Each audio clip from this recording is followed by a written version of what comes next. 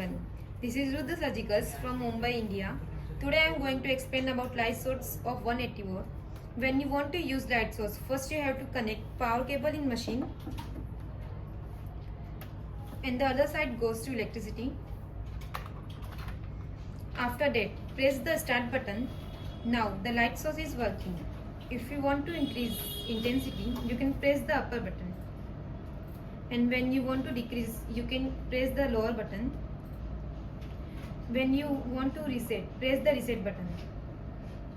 This is fiber optic cable. You have to connect here.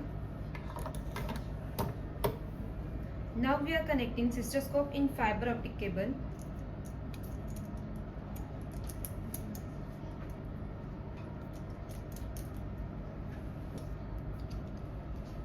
Now the machine is working. You can see in the video.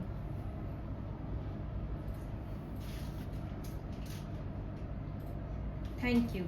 Have a great day.